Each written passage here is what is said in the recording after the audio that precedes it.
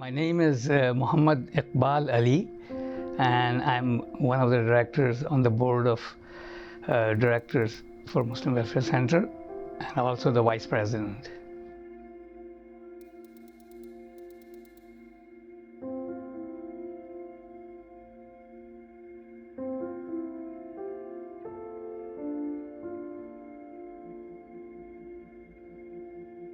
So the motto from day one, or even before we started, the motto has been service to humanity is service to Allah, which means God. And that automatically means humanity and not a particular segment of the humanity. So it is any religion. We don't look for the background, never. So no discrimination based on whatever your background is, your color is, your faith is, or your ethnicity is, no discrimination at all. And that we are so proud to have been able to maintain that important character of our service. A needy is a needy. It has to be fed, has to be taken care of. And that's what the founder used to say, that a needy person, a poor person is not poor or needy because of his own doing. It's circumstances, and those circumstances can befall anyone. But it is our responsibility to take care of them. It's not a favor we are doing them, it's our responsibility as part of the society, as Muslims.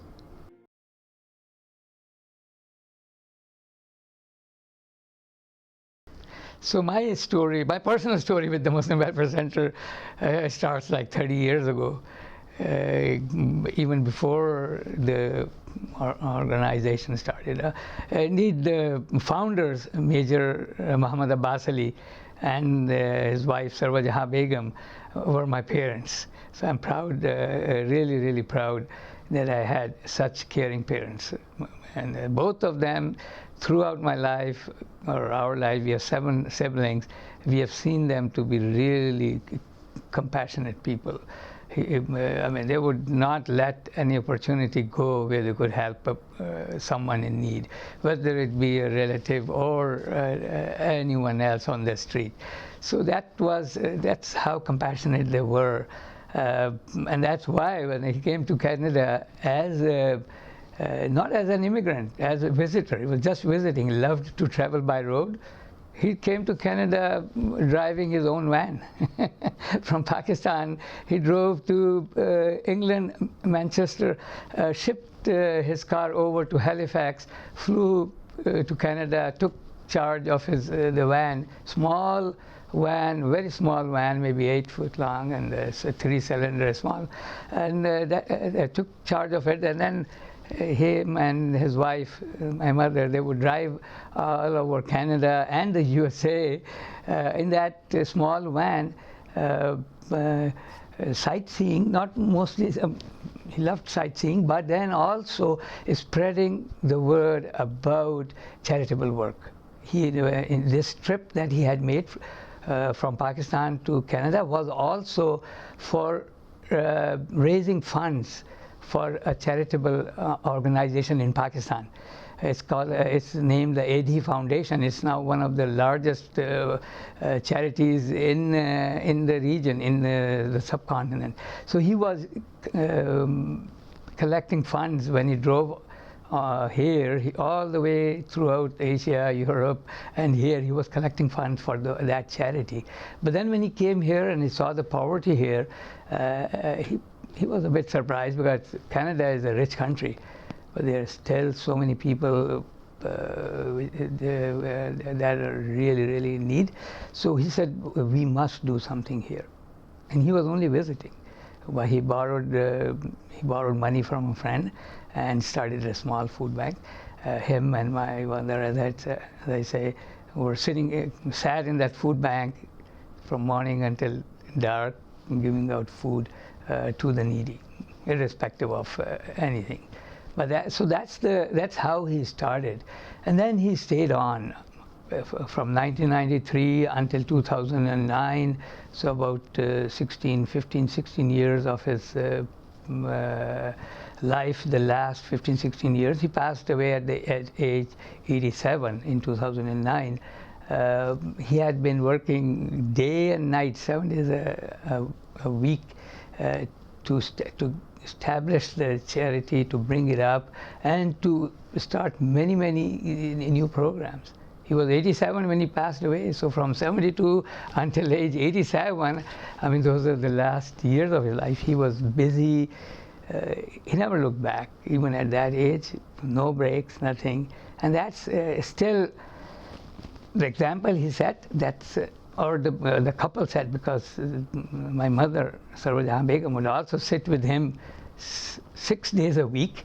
One day, I think it was a Wednesday or a Thursday, she would take off. She said, I have to cook for the rest of the week. So she would stay home, but still be working, cooking for herself and her husband. So that's how they spent their last years. After his passing away in 2009, it's then that I got more involved on the board as a volunteer, and we tried, the directors on the board tried our best to see that because now a strong founder has gone, we do not end up misstepping or losing sight of the vision. And we are blessed. We are so fortunate that we got such a good board of directors, our staff, and so much recognition. I mean, during his lifetime, he had received so much recognition from the government of Ontario, from the city of Toronto, from the federal government, that we were able to maintain the momentum and grow. So first couple of years after his passing away, we sort of saw to it that we stabilized the organization well enough, and then we grew. So there were many projects, the Arctic Food Bank, the soup kitchens, or the free clinics, so many other programs, the Project Ramadan, and Fill a Backpack, and there are always programs coming in, or that we are initiating, and then once we initiate, before we initiate, we make sure that we do enough study to ascertain that we will be able to maintain the program. It's not a one-off, should not be a one-off. There has to be sustainability, because once you start to provide a service, then there are people in need who continue to look for that service, to look up at you, and they want the service. We cannot just then do a program for a year and then withdraw. So there's a lot of thought that goes into setting up our services. So those were the beginnings, and now, as I say, we are already 28 years old, but still we have a really strong support base.